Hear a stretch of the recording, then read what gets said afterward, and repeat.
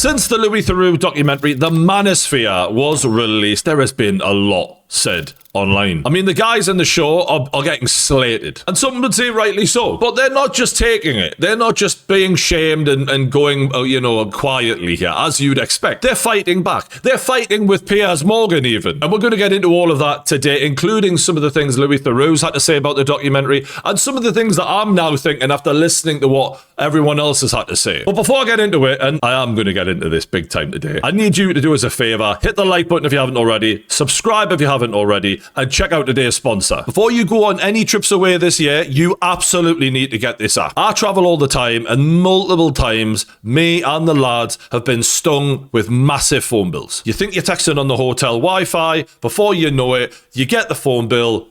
What was I doing? And it's not just that. Just getting signal when you're away is an absolute nightmare. And this is why I use Saily for just the price of a coffee. Saily will keep you connected wherever you are, so you don't have to hop from hotel Wi-Fi to restaurant Wi-Fi. You're literally going to have the best connection no matter where you are. And it's cheap, so you're not going to get that big phone bill. Honestly, it's a no-brainer. All you have to do is click the link in the description below, install your eSIM, and when you land, boom, you're in business. And every time I've used it, I've had a better connection in the hotel Wi-Fi. I can watch live streams. I can download movies. It's brilliant. When I went to Vegas, this was an absolute lifesaver. And the best bit is there's a 15% discount when you use my link in the description below. Even if you're not traveling till later in the year, I know you might forget. So do it now because this will come in handy. Just go to saily.com/Geordie and you can get 15% off. Do it now. Don't wait until you land and then you regret not doing it in advance because this is a game changer. And if you had a son who turned out to be gay, you would disown him, you said. No, my actual life ambition, right, genuinely since young, is to grow up, make money, retire my mum, meet a nice girl from a good family, then have a gay child who fucks other guys. That's what I want. So I genuinely want that. I also want him to go out on the weekend and put makeup on. This is the issue with Piers Morgan now, right? As much as he says woke is dead and he doesn't believe in cancel culture, he always adopts the position to like shame the person he's talking to. And now what's happening is people are just sort of not caring that you're shaming them and they're just leaning into it and taking the piss out of him. He comes across in a lot of these now as like an out of touch dinosaur who doesn't understand how to actually have a conversation with people about their, you know, the thing that they've done wrong in his eyes. Would you be happy if you raised your son and your son came out gay? Would you be happy, Piers? Would you be happy, Piers? If you had one child, one son? I wouldn't care less. You wouldn't care? No. Okay then, that's your beliefs. Me and you have totally different beliefs. Yeah, but the only thing I know that you're trying to double down on this point. Yeah, but Harrison, why do you think your belief does not constitute homophobia? Piers, we can all have a push and a shove. You might not agree with some of my points. I don't agree with some things that you do. So Piers is doing here what he always does. You know, he takes the moral high ground. He finds something that you've done wrong or that he thinks you're wrong about, and he, you know, wags his finger and belittles you. And don't get me wrong, I don't agree with HS Ticky point on this. As I said in the video, it's the way he interviews people. It's basically just lecturing them a lot of the time, and I don't think it brings about good conversation. And what I find really fascinating about it is that HS says, look, these are my beliefs, you have your beliefs, let it be, right? Like you don't need to I'm not going to agree with you on this. And Piers seems to pick and choose when people having different beliefs are okay and when they're not okay. For example, Piers Morgan went on the Tucker Carlson show and Tucker put it to him that, are you not worried about the fact that the numbers of English people are going down rapidly in your own country and that they are, I think the word is being replaced is the way he put it. And Piers seemed to justify that with like, well, it's fine because the food's better. And he never really contemplated like other people coming into this country with different beliefs. So it's fine because he accepts everyone's beliefs. That's not a problem. And you know, there can be no issues with that. But like there are 65 countries around the world that have outlawed being homosexual. And I mean, some of these are seriously punishable by some serious shit. And Piers has no problem in these people who hold these kind of beliefs coming into the country. Like, it's not a problem. As Piers says in this tweet, I do love a good curry, as long as he gets a good curry out of it. So he's very accepting of other people's beliefs when it suits him. And again, I don't agree with HS Ticky on it. It's just how disingenuous that Piers Morgan can be sometimes about what's okay and what's not okay, depending on who says it. Because the reality is, when you take in as many people as England are taking into this country, you are bringing in a large amount of people who are, as Piers Morgan would define as, homophobic, many of whom would have no problem in disowning their kid if their kid said, Dad, I'm gay. And that is a fact. Being disowned would probably be the best thing that they would think about doing in that scenario for some of these cultures. But that's fine, because Piers Morgan loves a good curry, but it's not okay when HS Ticky does it. All I'm asking for is some fucking consistency from this guy. Because if you're Mr. Multicultural, you have to actually know what multiculturalism actually is and what it really means. And if you're going to promote it, stand by it. Because this is what makes me laugh about lefties. That you can't have it both ways, right? You're either accepting of everyone's beliefs or you're not. I'm genuinely curious what you think about the way people have responded to them. Honestly, that's all I care about. I'm not here to trap you. I'm not here to put words in your mouth. I'm not here to do any of that kind of thing. I'm very aware that your fan base, whatever happens between you and I, it doesn't matter. You will have owned me, killed me, crushed me, destroyed me. Let's just accept that's a given. Honestly, he's so patronizing. This is like one of the worst interviews I've ever seen in my entire life. And I know people out there don't like HS Ticky. That's fine. No, I don't think he gives a shit. That's not the point here. If you invite someone on your show, give them the chance to fucking answer at least. Like he's saying, oh, I'm genuinely interested in what you've got to say. And then he starts going off on one about, well, your audience are going to say you owned me anyway. And the reason he's bringing this up is because not long ago he did an interview with a guy called Nick Fuentes, who absolutely destroyed him. And clearly it's left some mental scars because he was humiliated on his own show there. He was outsmarted by a young guy who he thought you're a young kid,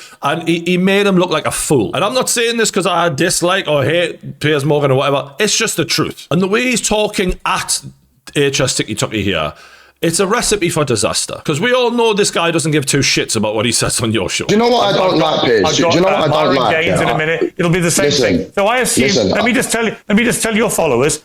You Harrison HS Ticky has owned me. He's being such a dick to him. And this is the thing. HS, as much as people think he's a dick and you're entitled to your opinion, he actually was pretty chill here. He was willing to have a conversation. And he gave him options to like, we don't have to do this. Just, we can have a chat about it. You disagree with this? Fine. Let's actually talk about the documentary. Piers is losing his head before the interviews even got going. Okay, listen, I respect guys, that have their own opinions, right? But I don't really respect, you trying to come on and say, oh, I'm homophobic and try and really push that point when I wouldn't say I'm homophobic at all. No, I understand that, but I'm curious why you don't think disowning a child for being gay is homophobic. What I do with my children is up to me. What I do with my children is up to me. Of course. Okay? Of course. I don't agree with you going to Epstein's Island and having freak-offs with Ghislaine Maxwell and the rest of them. But I don't need to bring it up. I've never been to Epstein's Island. Misogyny, just to be clear, everything like this. Harrison, okay? Harrison, I don't agree with that, just to be clear, Freak-offs on the island. Yes, nor do I. And as is a Are you sure? Fact, Are you sure? Do you want to keep doing this? You'll make yourself look very stupid. Are you sure, Piers?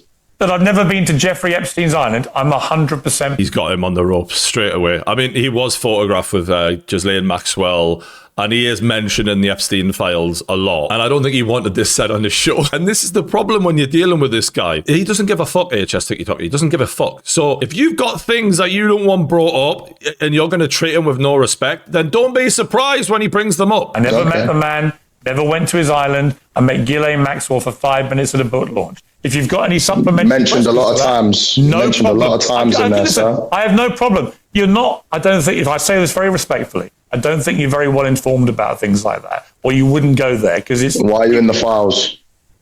Why don't you check the 27 references to me in the files? Why are you in the files, sir? Very close to these types of people. Genuinely, this interview is dead. It's absolutely fucked. And it's fucked because of the line of questioning he took. That's because really Piers Morgan had no interest in having a conversation with this guy. He just wanted to bring him on, make him the bad guy, I'm the good guy, and make an example out of him. And honestly, it's tired and it's old. It's making me think about putting this podcast cape back on and coming to save the podcast game because, my God, it is on life support right now. You compare me to Myron and all the others in this homophobic, misogynistic, whatever world. I'm comparing you to Epstein then because you're in his files. Harrison. Exactly. You're making yourself look an even bigger idiot than you did on the Netflix show. And now the 60-year-old Piers Morgan is resorted to name-calling HS Ticky. I'm sure this is going to go well. To people like you, sir, I don't mind that. You make yourself look like an idiot every single day when your wife is at home posting pictures that you're out and she wants to get used like a toy by a big black man who is cleaning her car. Is that why you have a problem with me? Is that why you're pushing this homophobic narrative? Oh, God. Piers Morgan's wife has been known to post weird shit online. So this is Piers Morgan's wife with him on her Instagram. Here are some of the things she's been known to post. This is a photograph of a guy washing her car. When the husband's away, Mr. Suds comes out to play. Hashtag you missed a spot. Hashtag everyday sexism. Hashtag not an object, but I want to be. Speedo, Hollywood life. You're literally objectifying another man in broad daylight with your husband on your Instagram. It's crazy. Pool boy wanted. Applications now open, the caption reads, as she lays there by the pool. Another one of this security guy. Bruno's going to make sure I get some me time. And this is the thing that makes Piers look like a dinosaur. If you've got things you don't want mentioned, you have to understand that these are the kind of guys who are going to say the thing. So unless you want it to get nasty, you got to be a certain level of respect here, because he's fucked it now. By a big black man who is cleaning her car. Is that why you have a problem with me? Is that why you're pushing this homophobic narrative? Can I just say that the biting of the lip from Piers Morgan is the inner rage? Yeah, I can really see it coming out. Because I'm the big black man that shagged your wife while you are on holiday. Okay? We can all have a push and a shove, sir. Let's go back to talking about the documentary and less of the homophobia. Do you know what? Here's what I think about you. I watched the documentary. I think you're a fucking idiot. I think you're a sexist, misogynist, homophobic twerp. The fact that Piers just totally broke there and said you're a fucking idiot, like he's swearing it on his own show now. HS laughing his head off. He's won. You've absolutely done him there. He's got him to absolutely break. He has no respect for HS Ticky, but he's made him look like an absolute clown. Who got exposed in a global way by Netflix, by Louis Theroux, for what you are. You're a little half-wit. And you'll make your little followers don't get rattled. A little laugh and everything else. But I don't see any point wasting. There's no point me wasting my time talking to you.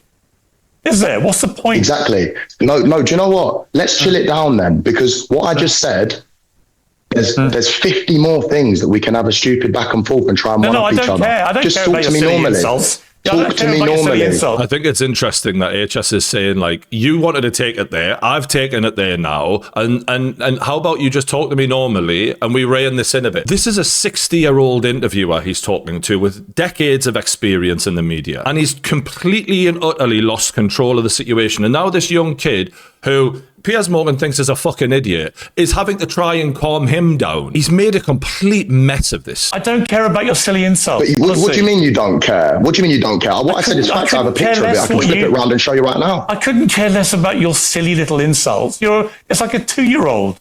Why would I care? The voice is going really high, considering he doesn't care. Listen, sir, I don't know why you come on and you talk like you're holier than thou. As soon as you're away, all right, let's who's this? Applications are open. All right, let's just that's your ting, bro. That's your ting. He's absolutely annihilated him. Let's end this, please. Cooked. You know what? I'm not doing this. Sorry, guys. It's pointless. Do you think that's how Piers Morgan thought that was going to go? I think he thought he was going to come across as the white knight in shining armor who's here to save everyone from the horrible views of HS Ticky.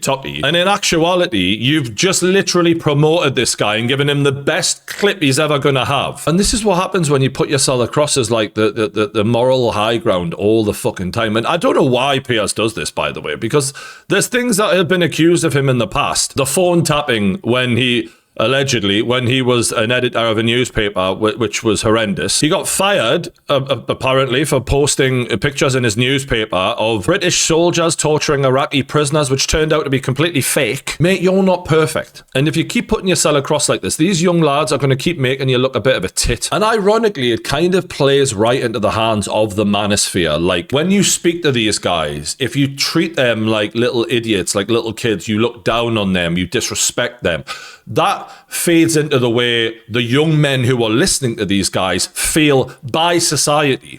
They don't feel respected, they don't feel heard, they don't feel listened to. So when HS Ticky makes an absolute mug out of Piers Morgan, they're just going to love him even more for it. So Piers Morgan couldn't have played that any worse. Now let's see how some of the other lads from the show are doing. I'm not popular because I'm doing anything revolutionary. I'm popular because I'm telling the truth and everyone is too much of a bitch to be revolutionary. This guy is just so angry. I don't think the whole him folding in front of the world on Netflix is going down so good in his life right now. Young men are tired of being lied to. Young men are tired of women using them. Young men are tired of getting destroyed in divorce court and family court, losing their children, losing their wealth, getting used and abused, where we allow women to be fucking sluts with no consequence. So when a guy like me comes around, or Andrew Tate, or these other guys, and we say, yo, fuck these bitches, do not take them seriously, sex only, be very restrictive on who you want to decide to marry and date, guess what? It resonates. Piers Morgan, walking off his own show, proved me and everybody else right. The one thing this does prove is that they're taking it as a massive W in the Manosphere. Piers has handed them the biggest dub possible. But the way this guy's just ranting and raving like that, like, that's not masculinity. You claim to be like this definition of manhood, and like, you're going crazy. I talked about this in the last video, this relaxed masculinity. Like, real masculinity doesn't need to shout and be all aggressive. But when you don't really know what actual being a real man is, you don't know how to fucking carry yourself like one. Going on like a fucking crazy bastard. You can see he's rattled by this whole Netflix thing. Like, and I get it. As influencers, we all get known for things we really wish were the thing. It happens. It's part. If you're around long enough, it'll happen. But when your whole identity is, I'm a man, and I tell women how it fucking is, and then the most viewed clip of your entire career ever on Netflix is you folding under questioning in rapid speed, contradicting the whole persona that you've built online. Yeah, I'd be angry. I'd be angry, so fucking hell, mate. I hope the other lads are doing a bit better than that. I was supposed to go on Piers Morgan. They messaged me. They said, hey, let's get all the stars of the Manosphere documentary. I'm like, you guys are going to call us stars to try to convince us to go on the show? Why'd you say that? Why'd you do this? Me, mommy, and the whole. It's like, okay, we're not. People are considering the stars. He knew what that was. He knew that Piers was going to come on, make them look bad, and then demonize them. And that's the problem for Piers. The jig is up. With these young lads, you're not going to catch them slipping like that. They're not going, oh my God, I didn't mean to say that. They don't care, man. You can't make someone the bad guy who doesn't mind being the bad guy. If anything, they're going to lean into it, and then they're going to be a real bad guy and make you look stupid. And Snicko knew exactly what was going on. And the fact that Piers literally had multiple interviews lined up for the rest of that day and just cancelled them all because he brought up his wife begging for dick online. That's wild. Nobody wants to hear anything about isms anymore. For example, Piers, did you see Vox News posted anti-war, anti-Semitism is the same as anti-Semitism? Like, what does that even mean? Anti-war, anti-Semitism? What are you using these words, these isms, these phobics, this to silence people is not going to work anymore. And he's nailed it there. I think for years, it's funny because Piers puts himself across as part of against the woke agenda when he has literally used all of those tools at his disposal to shame people, to silence people. As much as the Manosphere have bring some things with them that aren't good. The freedom of speech element, the fact that they are pushing those boundaries, as much as I don't agree with a lot of what they've got to say, it's actually a good thing. Because even though I disagree with what they've got to say, the fact that they are saying some of the most fucked up shit, it means that the boundaries have been broken down so that we can have some real conversations here where we can address, criticize things without being called phobic or ism or whatever the fuck. These words are not going to silence people anymore. The same way, if you're against, mass immigration in the UK, you're labeled as a racist. It's just a way of controlling people. And because these guys are so uncontrollable, it's deteriorating the ability for those words to control people anymore. And it just doesn't. So if I can't find one positive of the Manosphere, it would be that. And a lot of people would say, well, actually, it's still a really bad thing because some of the things these guys come out with are fucked up and are, negative towards one group of people or whatever. And I don't support that, but I do support the right to free speech. And unfortunately, as much as we might not like that, that means allowing people to say everything. Because when you start picking and choosing, it's not free speech anymore. Because obviously the biggest guy in the space, in that whole Manosphere community is Andrew Tate. And when we started on it, I thought, we might get Andrew Tate. And over the year of filming, I was messaging Andrew Tate and Tristan Tate quite a lot back and forth. And he was like, maybe I'm going to do it if you pay me. And I said, we're not going to pay you. He said, well, why would I talk to you? You're not relevant anymore. And then he sent me they can do those Google graphs. and they show how much you've been Googled over like 4 or 5 years. And he goes, and there was like I think it was a blue line. It was up here, quite high. And then there's this tiny little flat red line at the bottom. It goes like, I'm blue, you're red. I was like barely registering. No one's been Googling me. But that might be because they already know who you are. Maybe. I mean, it could be the opposite is true. Maybe. You know, a lot of people are Googling who the fuck you are, mate. At the very end, I don't know if he had, at the very end, through some weird glitch, my line went above his.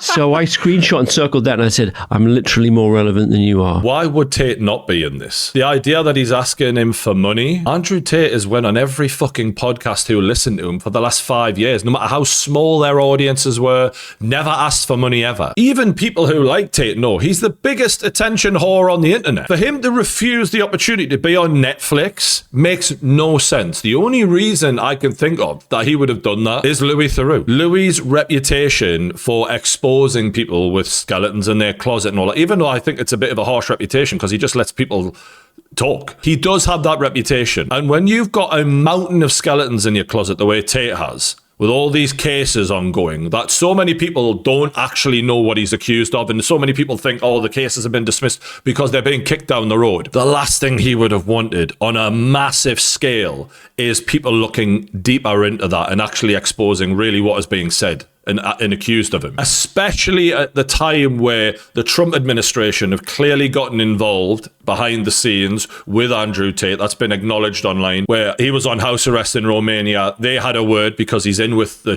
Trump administration to some degree, and they're helping him. And the last thing he wants to do is kick all that up and fuck that situation up for himself right now. That's the same reason why recently him and Sneeko and these guys, they were playing the Kanye song Heil Hitler in the club. And he was like, oh no, it was Sneeko, it wasn't me, it wasn't me. He doesn't want to be associated with anything like that could go against the Trump administration. And it's so ironic that he was the one who came up with this Matrix stuff. Oh, we're against the Matrix, get out of the system, when he is the most reliant on the system, on the Trump administration to save his arse of any influencer there is. He's the most system-dependent influencer. Without them, he wouldn't have his freedom right now. So he basically shit himself that Louis Theroux was involved. That's the only reason he didn't take the opportunity to be on Netflix. And it's funny because he tweeted, I'm not even in the show. I declined to take part because they couldn't afford my fee. If you've got all this money in the world, like what do you care about a fee for? And everybody else is in it is so irrelevant. They have to use my photo. The man not in the show to sell it, main character. Now, just a reminder, one of his very good friends is in the show. The guys he's calling irrelevant, one of them's like his best mate. Apparently, this guy named his own kid after Andrew Tate. I don't know if I've said this on the internet yet, but I didn't want to say it. Yep. I named my daughter Emery. So, you want to talk about brotherhood? I would not have a family if it weren't for you two. Oh, God. Like, this guy's Coney levels could not be any higher. But the guy who you named your daughter after, just call it, yeah, they're all irrelevant. They're all irrelevant. The more I watch this guy, the more I feel sorry for him. If it wasn't for the fact that he's, like, scamming kids and whatnot, I really would feel bad for this guy. I haven't actually seen many new clips of him after the show, but there are clips now going viral because of his involvement in the show. Hey, Justin, I'm 14, working on self-improvement and want to start making money. I thought about getting a job this summer and use it to fund a side hustle. Any tips? If you're going to make money, I would consider joining the real world. It's only $50 a month. You can cut a couple lawns and make that. Cut lawns, give me the money. That's how we'll sort it. I'm 12 years old and I joined the real world. Can you give me advice, please? Yeah, bro. Go in there and listen to everything that Luke says. Go listen to all the professors and do exactly what they say and work your little ass off. You're 12 years old. You'll be fine, man. Taking money off a 12-year-old kid, as if a 12-year-old needs career advice from you bozos, man. And there's more weird clips of the way he talks about women coming out as well. No surprise. I love women. Let me be very clear about this. But and in fact, I have quite the reputation for loving them a bit too much. Yeah. And my wife helps, by the way. So y'all can kiss my ass. But the point I'm trying to make. Wait, your wife helps I got girlfriends, G. Really? Yeah, man. I live the dream, bro. I live the dream. Do you think having these girlfriends is good for the girlfriends? Can be. Yeah, in many ways. In the long term, is it good for the girlfriends? That's a very interesting question. I've never thought about if it's good for them because I don't think about anyone but myself. This is the thing. He said in the last one, I don't promote it. He's like, I'm living the dream in these other interviews. Even if you are fucking other women, like, why do you have to put it out there to such a degree? You put it out there because you care so badly about the way people see you. Because deep down inside, you're just not fulfilled. Because if you were, you wouldn't give a fuck. You wouldn't give two shits about what people thought. And when you hear the way he talks about love, you realize you don't really. I said this on the last episode. I'm like, I don't really think this guy. No, he doesn't know about love. Dark love to me is the world could hate us, the world could be burning down, and we'd be slow dancing in a burning room. And if I can't have love like that, then I don't want love at all. So all my emojis even. Rose, black heart, rose. Real love is holding hands with two skeletons. Real love is getting buried by each other. Real love is she'll take a charge for you. Not that I would have somebody, but she'd also kill for you. It's dark, man. I just love that the guy opposite was like, and then afterwards he's like, this guy's a fucking psychopath. Why does love have to be dark? You just don't understand what love is, bro. Sorry, mate. You're a fucking lunatic. And one of the ways you know he's a lunatic is he literally did a seminar with Tate telling young lads how to isolate women from their friends. And I'll just attack every one of her friends because I think it's easy because every one of her friends men.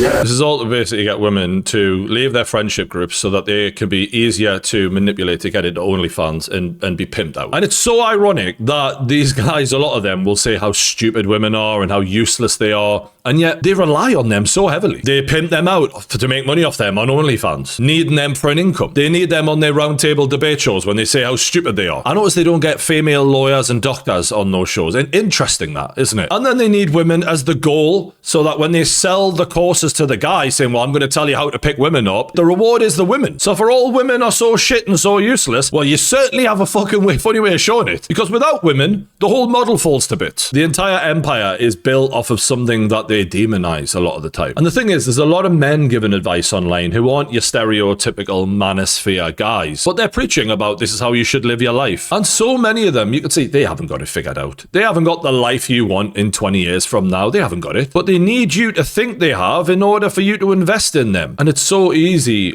when you've got young lads who are more than ever, I feel, directionless. You know, like back in the day, young lads would follow in their father's footsteps. So, you know, you would follow the family trade or the family business. It's been destroyed, that. Not only because, you know, the family has been destroyed, but also businesses have been destroyed. And when young lads are searching for answers, it's so easy to be like, I'll save you. I've got all the answers. Because you want to believe that. As a young lad. Thank fuck someone's talking to us. But a lot of these guys have just sat around making videos and they've never actually done real life before. They're in no position to be giving anyone advice. And I get it, they've got what young lads want, right? They might have a Lambo and a hot chick. But the reality is, that's not for everyone. And there's nothing wrong with being a normal dude. And what really would shock people if they could experience that, you know, the fast car and all of that, just for a minute, they'd really, really realize that it's not what it's cracked up to be. And not having millions in the bank doesn't make you a loser. There's plenty of other ways for you to judge yourself and to get that self-worth that you want as a young man that are nothing to do with money. Money is good, and yes, we need it to survive.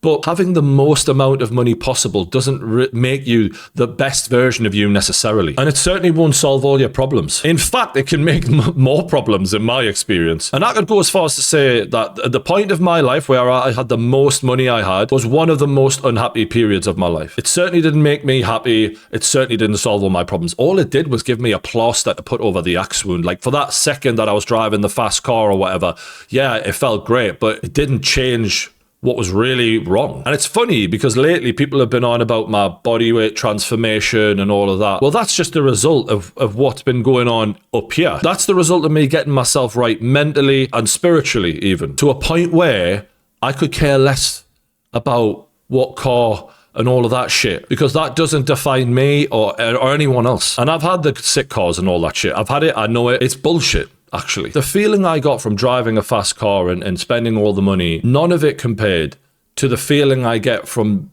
being a better person now than I ever have been. The money and the cars, they're great. They're all showmanship. That's not going to make you happy on the inside. That's the stuff that takes real work, self-discipline, dedication. No one can give you that.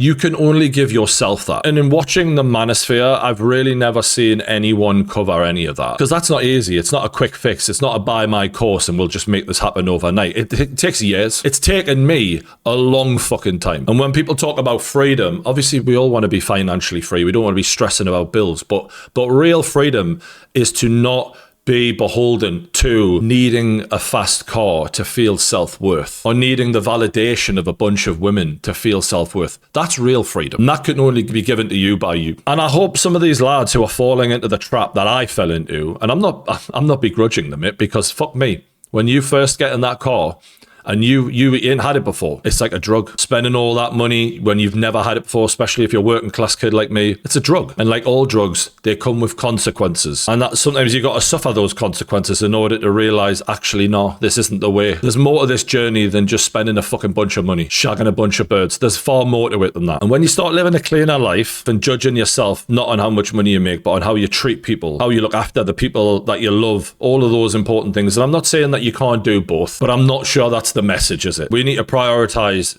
being good men first before all of the other bullshit. Anyway, I've rambled enough. I hope you get where I'm coming from on that. And yeah, let me know what you thought in the comments below. It's interesting to see where this is going to go next. If you haven't already, hit the like button, subscribe. Thanks for watching, and I'll see you on the next one.